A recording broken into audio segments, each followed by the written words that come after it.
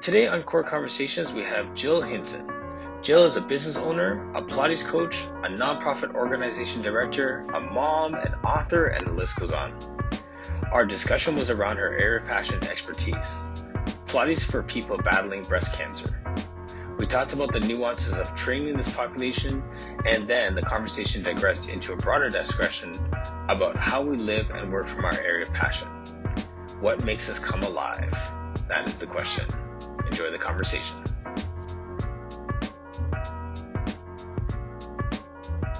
My name is Jill Hinson, and I own Core Studio Pilates. We're in Indian Trail, North Carolina, right next to Charlotte. I'm about a 10-minute drive to Charlotte. And I'm a mom of three and a wife. And so I own my studio, and then I'm also the founder and executive director of Core Compassion Project. So we are a 501c3 nonprofit that offers Pilates, post-rehab Pilates to women or men who are battling breast cancer. Wow, that is very cool. I was just talking with my colleague just about that before, and we all have different things that are our niche and areas of expertise. And that's just an amazing kind of unique space that you're in right there. How do you land at that? It's so interesting because when I look back, I don't really know how it happened. That's why I just feel like it's what I was meant to do, because I had originally I had two clients come to me within a 2-week period who were diagnosed with breast cancer. And I was a new teacher, and I really thought, I'm still trying to learn Pilates. Right. Like how am I going to teach Pilates to somebody who has breast cancer? And so I looked up different programs, and I did go through the Pink Ribbon program, and that was a great start. And so the more that I worked with people who had breast cancer, the more folks were recommended to come to me with breast cancer. And so then I thought, well, if these few women that I'm working with are fortunate enough to have the means to do Pilates, because we know it's not, it's a luxury. Right. How many more need this? Because we were getting great results. And so I'm like, how many more people need this and can't afford it? And even if they could afford it before, now they're stuck with medical bills, and this is not going to be their priority. And sadly, a lot of women are not prescribed physical therapy. In an ideal world, they'll go to therapy and then come to me, but that's not always the case. And so without really even thinking much about it, I can remember sitting down with my accountant at a little diner in our small town. And I said, I'm going to start a nonprofit. And he's like, are you sure about that? Yeah. And I'm like, yes. I mean, I just started my other business. It can't be that hard, right? Oh my gosh, I had no idea. And I'm so glad I didn't, because it's like it's probably been the thing that I've poured so much of my heart into the most. But it's also been really, really hard, and I've learned some things along the way. But it's also one of the things that I'm most proud of, course. So that's kind of how it all started. It's not like I said, oh, I'm going to go help all these women. It just organically developed. So you didn't have like a master plan and like a charted map of getting to. No. Now, when I started the nonprofit, I did put together a business plan, and I recruited people to serve on my board of directors who I knew could benefit the nonprofit. So it was more business people than anything. And there were pros and cons to that, but it really helped us I didn't know what bylaws were. I had no idea the things that you need to do for nonprofit status. And so I've learned a lot along the way. I've learned a lot by mistake. And then I will say that about 3 years into the nonprofit, I really did want to write a book. So all of that kind of was planned out, but to get to this point and to be fortunate to present now on a national level is just something that I've always wanted, but I didn't have a step-by-step plan until about a year ago. So. Yeah. Well, that's key. I mean, like, I think everyone has like they're pregnant with some kind of idea that they think, okay, this is cool, but can you imagine if I got to here with this? Yeah. And for some people, it's strategic and you step out and you have your daily habits and routines to get there. And other people, it is, like you said, just so organic. Hmm. And sometimes I think we just need to respect that those processes can go any way. So I just love hearing your story of it being that organic. Yeah, I mean, I'm still just kind of going with it, but I definitely have more of a strategic plan now that I have a program in place. Hmm. And it was hard, and there were times where I would like make it more about me, and I would always have to remind myself, and not me in a way that's selfish, but like I would be frustrated because, the book took 2 years to write, or the fitness program, which I'll tell you about later on. But, Yes. like things just would take a really long time. And then people can be very critical too. Mm, And in the end, it helped me. But there were times where I would just get so frustrated and I'm like, is it worth all this? And then I right. would say, you know what? It's not about me. It's about fighting breast cancer. And Yes. so I would always come back to that point, and then things would flow, because you know how it is with any job. Things get frustrating sometimes, Of course. and then the ugly of cancer can be really ugly, and sometimes that's hard to swallow too. So, Hmm. it has happened very organically, and not that I haven't really worked hard at it, because I have, but it's been interesting to see kind of where it's all going. So Yeah, yeah, it's pretty exciting. absolutely. Tell us about your book. Okay, so my first of all, the nonprofit offers Pilates scholarships for breast cancer. Okay. We raise money two ways. We have a girls' night out where we raise about $30,000 once a Really? year. Yeah, and we're Nice. like, it didn't start with that much. Like No. we Yes. we're this year was supposed to be year 8, and we're not able to do it. Mm, And then I started a mat raiser where I asked other studios to join us during the month of October, host a mat class. The donations come to Corp Compassion Project. Last year we raised about $6,000 with that. awesome. And I'm going to do that again, even if we're virtual. Like Yes. we're going to do that again this year. But we haven't been in the studio, so it's not like, I mean, the money that we raised last year is still there, so we're okay, but it is a little Mm, disappointing not to get to have it. So our team of about 100 volunteers here, wow. yeah, we're 100% volunteer right now. The scholarship money does pay for 10 private sessions. Hmm. It's a $600 scholarship, and it pays, the teacher, who then pays the studio, like just like we Yes. do. And because I learned very quickly that I couldn't run my business and keep my doors open if I was Right. giving all these sessions away. So Right. we work hard to raise the money. But here's the thing: at the end of the 10 sessions, we have to say goodbye. And like a lot of times, 10 sessions, you're just getting started. Right. Yeah. And so it always bothered me, and I was constantly going to my board of directors and saying, can we have 5 more sessions? Can we have, this one needs 10 more sessions? And some people come to us, and at the end of 10 sessions, they're good, they're ready to go. They can go to a gym if they can't continue with us. Some continue. I would say a few will want to do some privates. A Yes. lot of them will jump into a group class, and Yep. some just financially can't, but we have them at a place where hopefully they're more comfortable, going Yes. out on their own. Right. Now, what I always felt bad about is like a lot of them, when they first come to us, we're their first experience with Pilates. And so after 10 sessions, we're like, see Just ya, scratching the surface. you've done great. And Yeah. yeah. And so it always bothered me, but I also knew that if we wanted to help, like we couldn't raise $30,000 and it go to 10 women. Right. So we were trying to help more people get to the point where they have range of motion, they're building strength, they're feeling more confident. Hmm. And so that's where the Jill Hinson method for breast cancer came about.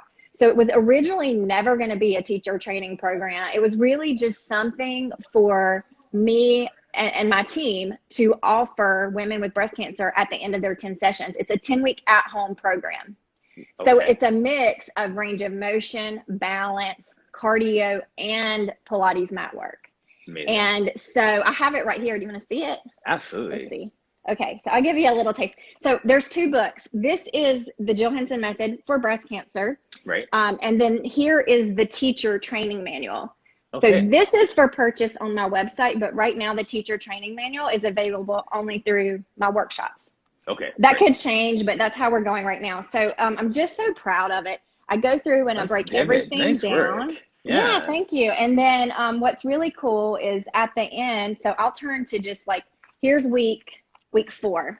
So everything is broken down where it's easy for them to read, but I'm cross training them. So they're working, deep muscles, large group muscles, and, building up their stamina, because chemo takes a toll on your heart. Yes. And so it was like Momentum Fest was going to be where we launched everything. Yes.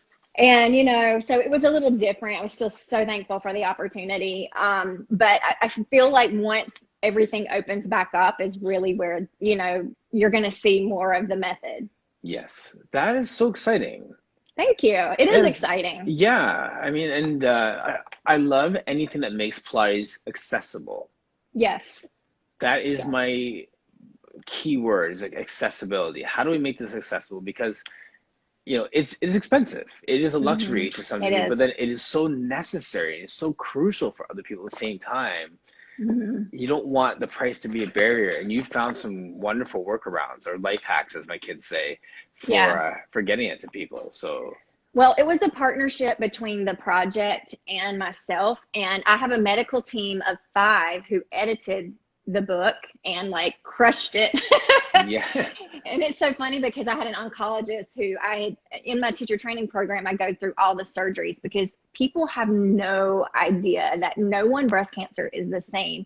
And somebody may have a lat flap that's taken from here and somebody else a deep flap from down low. And the way we train them is going to be completely different. Yes. So there's multiple types of reconstruction, which I do teach in my workshop, but my whole thing is I had an oncologist tell me, oh my gosh, we don't even do that surgery anymore. Something I had in there. So like, I was really happy to have that team to come back and then, kind of say, so I had 2 physical therapists, an oncologist, 2 occupational therapists, and I had a life coach as well as part of my team to kind of edit through the book and give me their feedback. So I'm really proud of it. And I think that it's going to help a lot of people. Absolutely. That makes me think of like pre and postnatal training, whether it's physical training or Pilates, where every pregnancy is different, but there are some general principles that like, a lot of people are going to be really tight, so you need to open them up and strengthen the anterior, posterior. Are there some general principles for your method when it comes to Pilates for people who are surviving cancer or had those surgeries? That's such a great question, and I wish I could answer that. But the truth is no one person that I've ever worked with, and I've had over 100 women with breast cancer come through my studio. Not one is the same. So it's also why the Pilates method is so fabulous, because number one, you're not going to hurt them. If you move them safely, the method is so great that if all you know is Pilates, you're going to help them. Because I learned as a new instructor, and so the method is going to bring them back anyway. But what I have to offer are little tools that will teach you more about what they're going through and how to help them get there faster. Okay. And there's definitely some contraindications, but they're pretty easy to figure out. And I can go over there, all of those too. But as far as like one formula, there's not, except for like really working on breathing to move through the thorax. Yes. In the beginning, like lots of breathing, and then range of motion is huge, but I like to take on the breath work first. And I didn't know that in the beginning. That's just stuff I've learned over time. So there are little things like that, that I do follow as far as the formula. And even my book, we don't introduce it in our studio until like session number 5 for most people. Yes. So, there is a little formula, but you're going to train somebody totally. If somebody has frozen shoulder, you're not going to go crazy on the range of motion. If they have breast expanders, you're going to have to be careful. Things like that, that I've just learned over the years. So there's some things definitely that we can think about on a broader scale, but then it's very individual. Yes. We can get technical for a second with that too, like a contraindication. What would be just a general contraindication? Oh my gosh. So if somebody has neuropathy from chemotherapy, you are going to be very careful about balance work, Okay. right? Yes. If somebody has, well, we'll go back to breast expanders. I'm going to be very limited on the range of motion that I'm going to do with them until the breast expanders are out. What's really interesting is the emotional benefits that not just my program, but Pilates in general brings to somebody with Yes. cancer. I mean, not just breast cancer. Yes. And so we have found that as women come through our program, we just see what the body needs in front of us. They might need to Yes. come in and get angry. They might Yeah. need to get mad, and they might need to cry. And I personally try to provide an environment where that's okay. Because Yes. when it's okay and they feel safe with you there, then they can start to heal, right? Because then they're going to be Mm. okay with trusting you to move. And Yes. then once the movement happens, the healing happens. I Right. get chills when I talk about it. It's just, I hear you. No, I hear you. That's why I say like movement, like I say I'm a movement specialist. We're movement specialists, but it's not always physical movement. There's an yes. emotional stuckness that people get into when they have that sort of trauma. That is trauma to Mm-hmm. your body. So how can we create movement emotionally, movement for them spiritually, movement for them within their soul that may be the momentum that they need to get their physical bodies moving, create that safe pace. So that makes total sense. That makes Mm-hmm. absolute sense for what people are going through.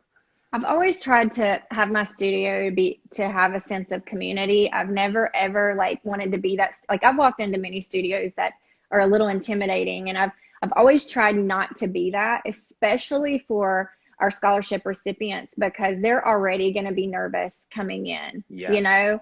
And so I think the more that we can provide a safe environment that's not all about the rules all the time. The rules are important, Mhm. but when we can provide a safe environment, um, your clients are going to feel more comfortable to trust you Yes. and to know that it's okay, especially like if they have cancer, because it's clinical, clinical, clinical, clinical. And what I Hmm. love about what we have to offer is that we get them in a fresh new environment, or not Yes. always new, right? But a Right. lot of Right. times new. And, it's something that they can do for themselves that gives them hope. Yes. And there's such a good sense of competence that comes from feeling like I just accomplished something, Mm-hmm. right? And that Yeah. bleeds into every other area of their lives. That's amazing. Yeah, it really is. It's very special, and it's not a one per. That's and I can say this because it's not a one person, Yes. project. It's not like it was a team effort, or it would never be what it is. And we're just so proud of it. We really, really are. And like I said, even in my small studio, we've brought in we've worked with over 100 people who have cancer, but not all of them have been through the project, Yes. because the project is focused solely on breast cancer. Hmm. So we've had almost 100 women come through our project, and that's 1,000 hours of Yeah. Pilates that's been Right. gifted. And to see the healing that comes with that, it's really special. It is special. Okay. Yeah. Do you want to change subjects before we cry here or? Sure. All right. So how did you find Pilates straight up? Like what brought you to the Pilates world? This is so funny. So, 2008, Hmm. my family owns a construction company. So my husband's family is like, my husband is the third generation general contractor of this company. Okay. And when business is good, business is really good, and when it's bad, it's really bad. Yes. And I was actually working for the company in the office. I majored in dance in college, dance education, but also middle school social studies. So I taught for 2 years, didn't really like it. Not feeling that. And no, I wasn't, not at the time. And my father-in-law offered me a job in his office. So for 10 years, that's how I learned how to run a business. Yeah. I Yeah. worked in his office for 10 years. But then when the economy tanked, I got laid off. like, Nice. yeah. And I was doing postnatal Pilates at the time, just Windsor, Okay. not just Windsor because No, Windsor's I awesome. hear, yes, But I've heard it. Yeah. popping that VHS tape in. My daughter Yes. was a baby, and she's 18 years old now. So I loved Pilates for my recovery, and I thought, well, I'm just going to go get certified to teach a mat class at the ice rink because they had a whole fitness program, and my daughter was a young figure skater, and I thought this will help me pay for her lessons while things are, Hey. not so good. Yeah. And what was so funny is, I didn't know what I was looking for, but I wound up choosing Stop Pilates training. Okay. And I thought, I'm going to go. I'll go this weekend. And, in a couple of weeks, I'll be able to teach a mat class. I know most of the exercises, Yeah. And it's so funny because I had no idea how to engage, right? Like I Right. knew the exercises, but I didn't know how to do them. So I go into this class, which wound up being, I think, like 2 or 3 weekends, or like Thursday to Sunday or whatever. It was much longer than what I expected. Right. And I remember thinking, a test? I got to take a test. What?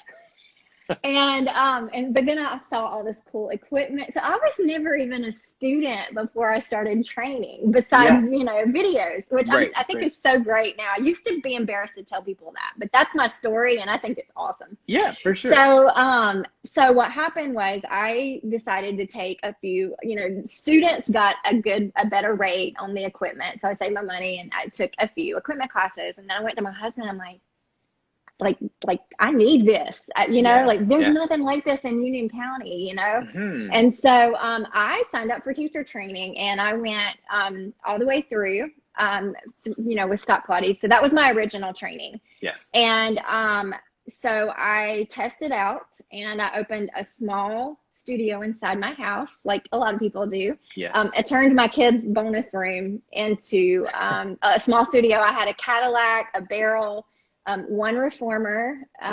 It was a V2 Max, and then a chair.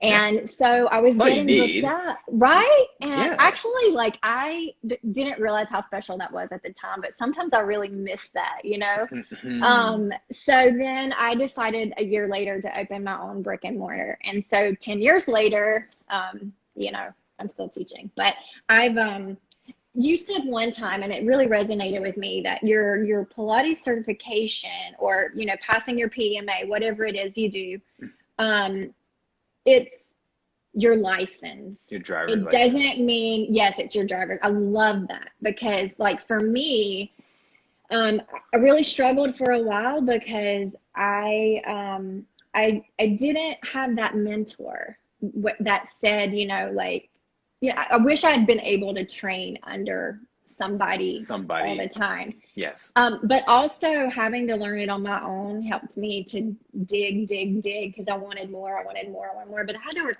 really hard for it. And as a teacher, I made a lot of mistakes along the way, learning, Yes. and I still make mistakes. Of course. But, I've had the opportunity to learn now, from a few different people. And I don't know, I love it all. I crave it. all. So, if you start getting burnt out as a teacher, I tell people just, like, take more classes, Yes. learn from people. Right. So, for those who didn't hear that analogy, I was saying that when I passed my certification, I was told, like, this is your license, which means basically that you are safe to operate this machine. So, like a driver's license, I'm legally allowed to operate a vehicle. That doesn't mean I'm a race car driver. I'm not Lewis Hamilton, and I'm the best driver in the world. I'm safe to operate, and now go out and just get better and learn, and just continue to learn from this point, but know that you're safe from this point forward. And that helped me a lot to keep me hungry for more, instead of sitting back like, okay, well, I got it. Now I know what I'm doing. I mean, I think that's so brilliant. And, we learn so much from our clients too, Mm-hmm. And I love to go and I actually really want to learn more classical just for myself, Yes. because I've always been more contemporary. And I really, really do appreciate all of it. And, I know that there's still a lot for me to learn. And in working with so many people who have compromised immune systems, I just wrote down workout with Jill here. Sorry. Okay. Okay. Sorry. Go on. Sorry. I like that. Yeah. But I am constantly having to think outside of the box, you know? Mm, And I think that is a really, really good thing. And I think that it's good to be able to be creative. yeah. However, sometimes I think we need to bring it back in. Where are our Mm, roots? You know? yes. And so I try really hard to do that because I do have to get so creative that I don't, the goal eventually is to get my recipients to know the method. You know what I mean? Yes. As I know it. And so, you know, I'm not trying to just be have these crazy range of motion exercises all the Yes. time. You know what I mean? Hmm. Like I really want them to learn Pilates. Hmm. But there are steps that I take that are different from a lot of people to get them there. Right. And I'm constantly trying to just rein it back in, even for myself, you know, because the Absolutely. method is so good in itself. And it's So, a, like that's contrology really is an exercise, it's a system, right? So as you take it through the mhm. mat or through the reformer, it's a system, and there's a logic to the way that exercises were put together, and you understand how one exercise sets up the next, and the more time you spend with the classical work, you recognize as Kathy Ross Nash says, the thread through the exercises, right? Like it Yes. makes sense, and yeah, I find I started with a contemporary understanding of Pilates, and as I dove deeper, I dove into more of the classical, and I see how they fit together. I see so much Hmm. value in the classical in the system, and I really get puzzled when people who are so pure on contemporary that are like that is not relevant anymore. Like that's so far from the truth to say that the classical doesn't make any more sense, and we need to train to the person in front of us and make stuff up. And that's not what you're saying. But I see how people swing so far to that pendulum Hmm. that we need to understand what the system is and how the system works, interrelate it. But then there are those needs, those special needs that people have, and Yes. you can find exercises in the work that meet those needs. And that's where the creativity comes when you understand the origin. Right. Yes, exactly. That's Mhm. how I feel. And I was gonna say earlier, I was laughing when we think about the mistakes we've made with our clients. Like, I Oh almost, my gosh. I wish I could get some of my clients. Like, wait, come back, I'm better now. Like, I know. Hey, like, you this know what I is mean? funny. I can remember I had a couple of male clients, Mhm. and I was a newer teacher, and I remember thinking, okay, I'm going to work them backwards. And I do that sometimes, you know, I'm like, I'm going to Yes. bring them in, like, you know, because I can do more than Pilates too. So, you know, I was like, I'm going to do a little strength training. I'm going to just give them this hardcore workout, and they're going to realize that Pilates is for men. Right. And I scared them away. They never came Really? back. And it was such a lesson to me because I'm like, I need to stick to really what I know. And, No, no, no, no. But you really don't have to though. I mean, like this is like Derek and I were talking about this on Monday. That is ego. I don't want to get crushed by a pretty girl teaching me exercise. Point blank. I don't That's what know. guys are thinking. They told me they couldn't walk for almost a week, that they did not like Right. Pilates. I'm like, hold on, I didn't really do Pilates with you. Yeah, yeah. No, but that's it. It's just their ego was But yeah. they couldn't walk in their ego for a week. Oh That's really what gosh. happened, right? Like that's the guys. So like, Maybe. I don't know. I never thought of it that way. yeah, yeah, yeah. And that happened. So you gotta, yeah. It's the same with anyone. We're talking about accomplishments and success. Like once you have that body in front of you, like you throw them a bone, like give them something that like will give them a sense of accomplishment, and give them something that Hmm. they're like 3 weeks away from accomplishing, not like Yeah. never gonna accomplish. Okay, we're doing splits and we're gonna get your foot behind your ear today. It's like not coming back, right? Like Right.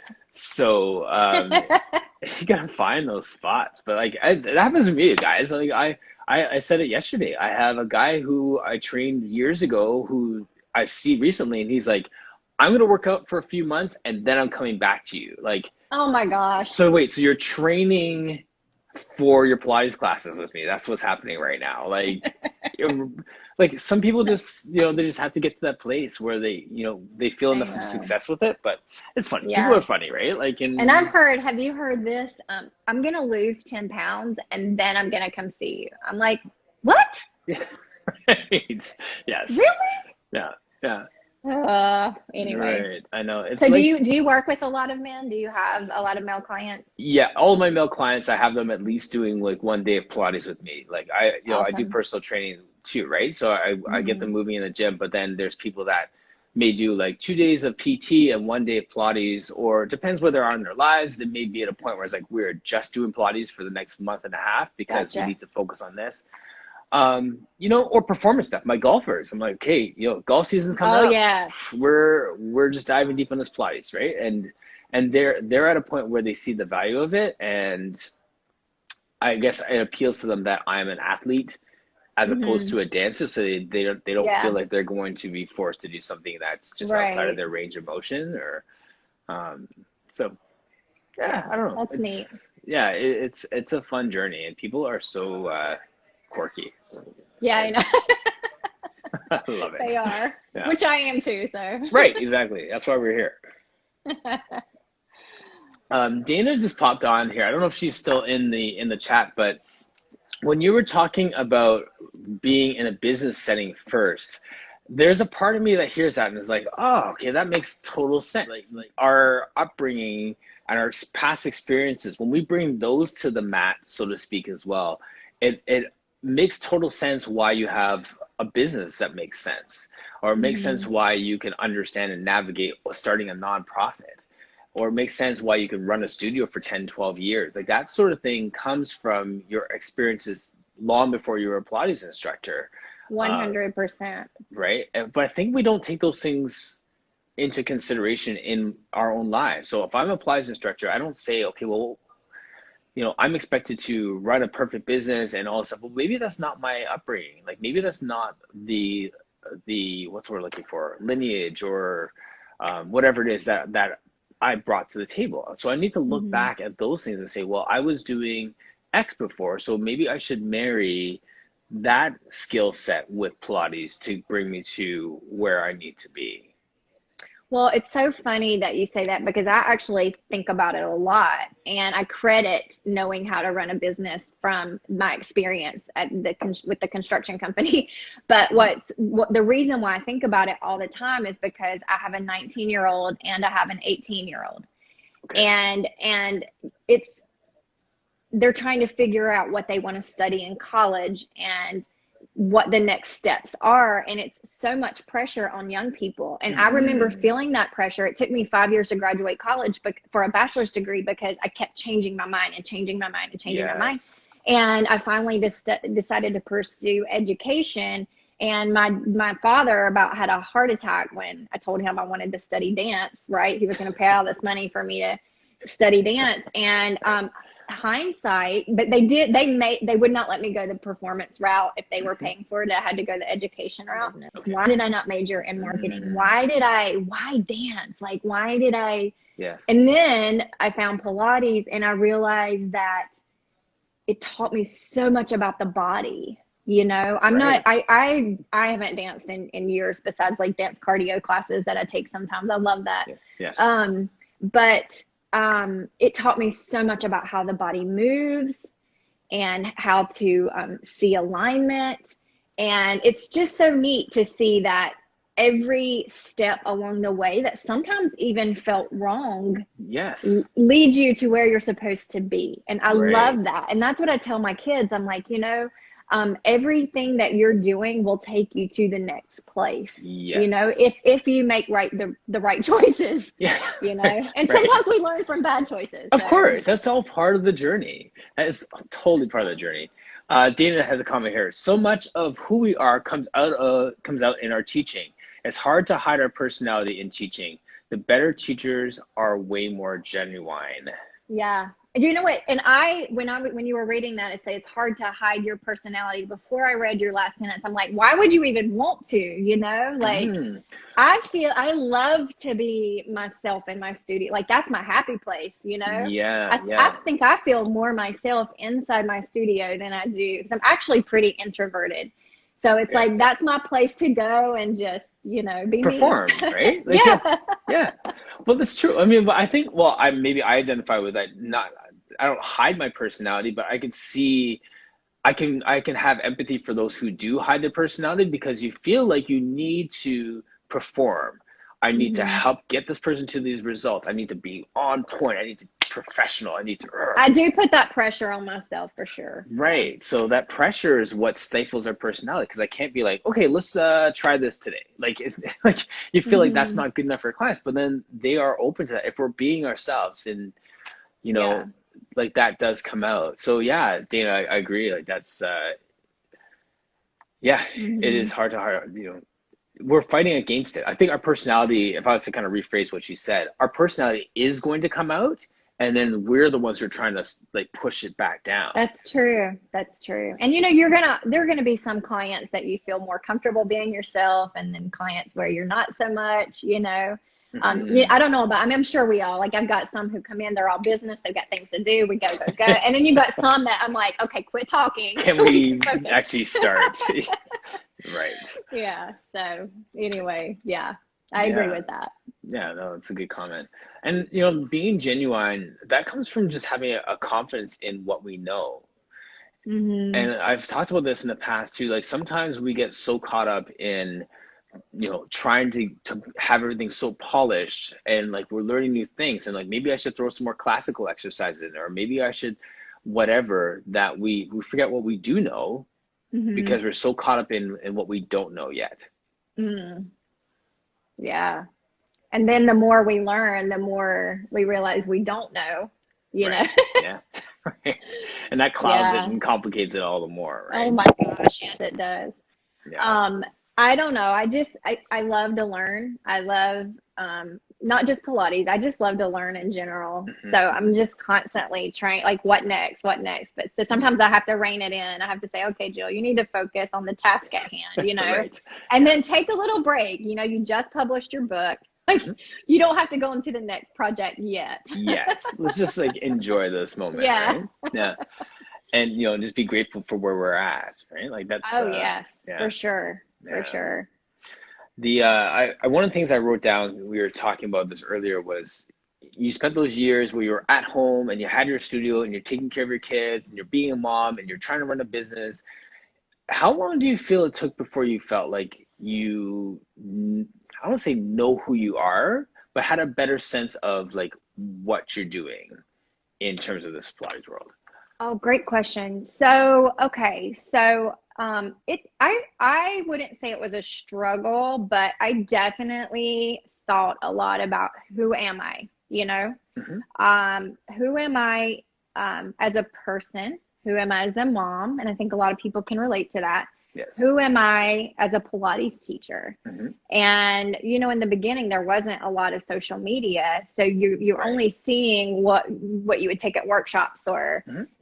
who was coming into your space. But I kept thinking, like when I first opened my studio, I think sometimes you have to figure that out by experience, right? Yes. Right. Because when I first started teaching, it was bikini body, Hmm. weight loss, Yes. all the things. And don't get me wrong, like sometimes that's still important, but it all of a sudden I started getting more people who just wanted to feel better, Yes. some people who wanted to get healthy. And so there was definitely a shift in my mindset as to like all of that, the body type and all that is it's important and it's good, but it's not the most important. Like, let's get Yes. healthy and then the other will come, Yes. and genetics play into that. And, Hmm. like I used to not believe all that. I used to think, we're gonna, you know, there are different body types. Right. And, Right. you want to lose 100 pounds, I can help you,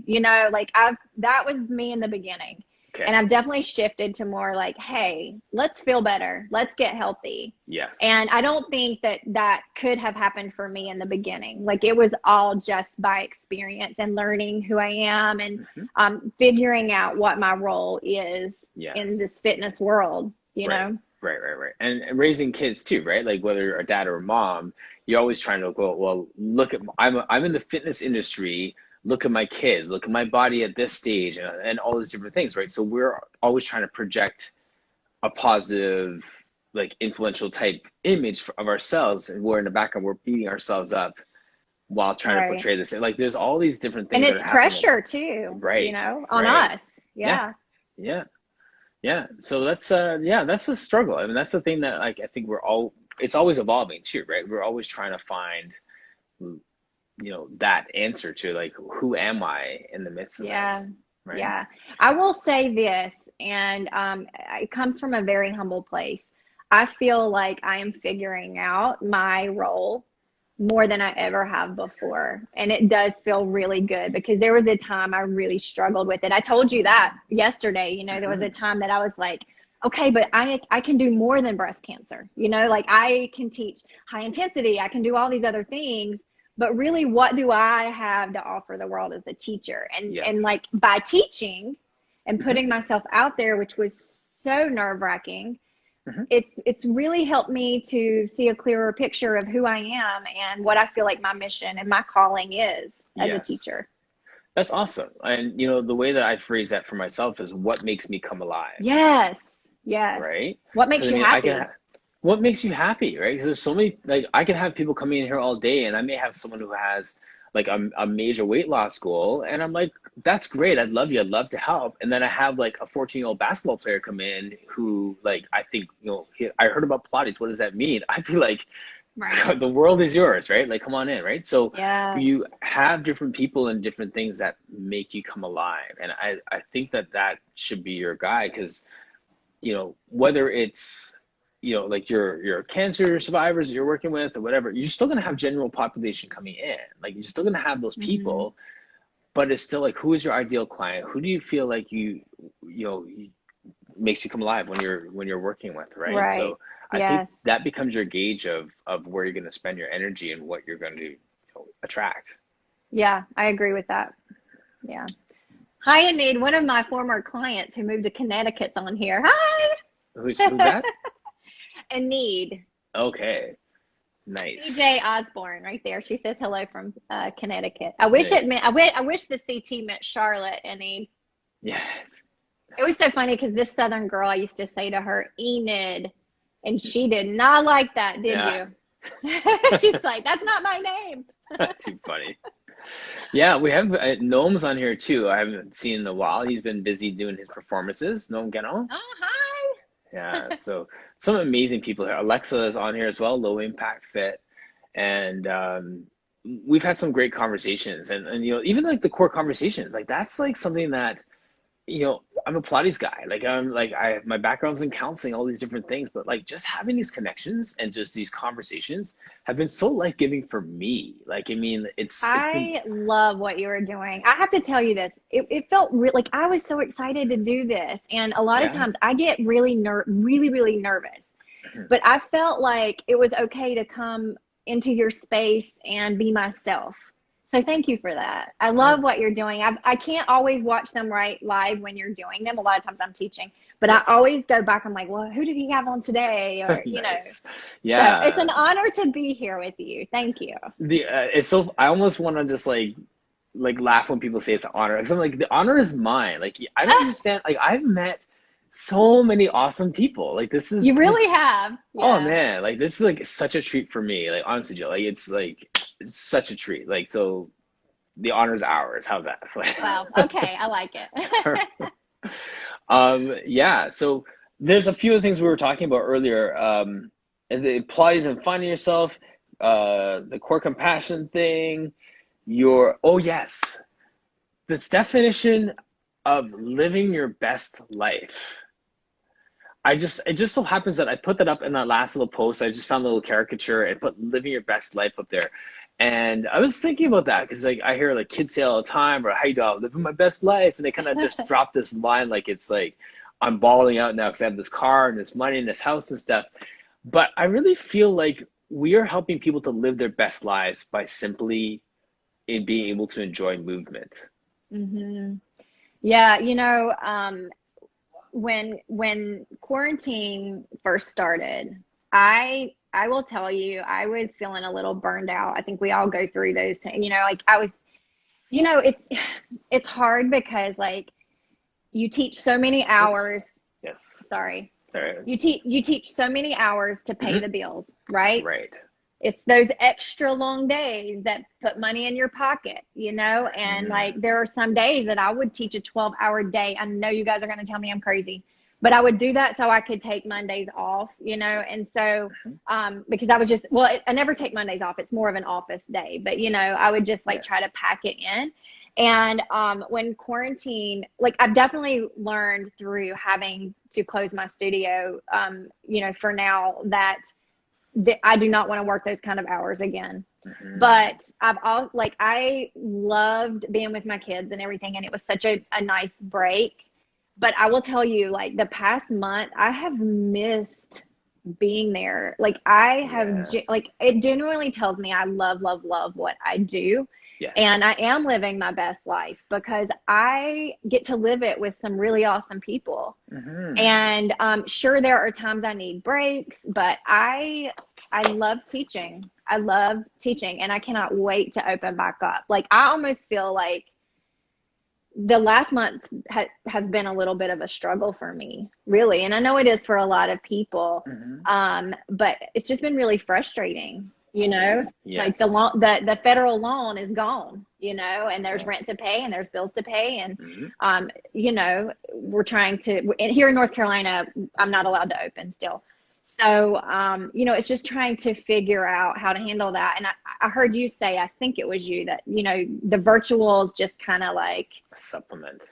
Yeah. Like, and for me, it's the same way. Like my people, they don't necessarily want to do mat work and we can be creative and do things. And we're still teaching 4 Facebook classes a week and doing things like that, but it's grocery money, Right. And so I've been really frustrated the last month, but it also reminds me how much I do want to teach, and how much I love what I do, even on the hard days, so there have been some valuable lessons, but I think we're all of us Pilates teachers, we get to live our best life, Yeah, absolutely.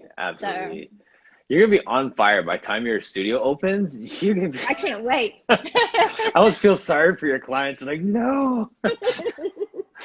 They're all ready to come back. They're like, come on, can't. And I'm just like, I thought about it. It's like, what do you do? Yeah. But yeah, I'm so ready to get back. My teachers are ready. We're all ready. Yeah, just chomping at the bit, eh? Yeah. So congratulations. I'm glad that you get to open now. Yeah, no, thank you. Like it's gonna be interesting to see what that actually looks like, because like you swing the door open, like it's like still no one here, so you gotta so we gotta make that happen. But yeah, no, I'm excited about it, and to just figure out how everything fits, right? Like like 10 o'clock every single day, that's a pretty prime time spot. So, and what does the core conversation even look like too, right? Right. So we'll figure all those things out. You'll figure it out. I know you will. Yeah, absolutely. Do you have any closing thoughts? So we just flew through like 54 minutes there. I guess I would just like to say to teachers to keep the faith. Jessica, if you're watching, I'm not going to mention self-care today. I know, right? I said the S word too. I was like, oh, sorry. You know what? I think it's okay for us to be pissed off. A little bit, but we have to rein it back in. I really think that, and I don't want to, like, again, I've been really frustrated this month, and aggravated with a lot of things. Yeah. But I have also, I know that when I get back to teaching and the revenue is flowing and things are back, to normal, whatever normal may look like in the next few months, I feel like we're all going to be able to look back and have grown so much from this. And like, there are lots of lessons to learn, and I will never ever take for granted the time that I had with my children, because they're all getting ready to leave home. So, there are definitely some good things, that have come from this, and for everybody who, have lost friends and family or have sick, like, my prayers are with you. And, I wish you the best. Yeah. And thank you for having me, Martin. Oh, no problem. Thank you. It's been so good. All right. I'm going to sign you off, and then I'll send you our a replay later, and we're all good. Okay. Thanks so much. All right. So good chatting with you. Thank you so much for joining us today on Core Conversations. This organic platform has been made possible by amazing people like yourself. So if you're a Pilates instructor or a movement specialist of some kind and you want to be a guest, please message me. If you're in some other field and the messages just resonate with you, message me. I'd love to have you on. All of our messages connect, and for some reason, they all help us in this battle. We're all in this game together, so I'd love to hear from you. Let your words be life to someone else. Check out our website, personalvictory.ca. Click the Core Conversations page to see who our upcoming guests are, and I will see you next time on Core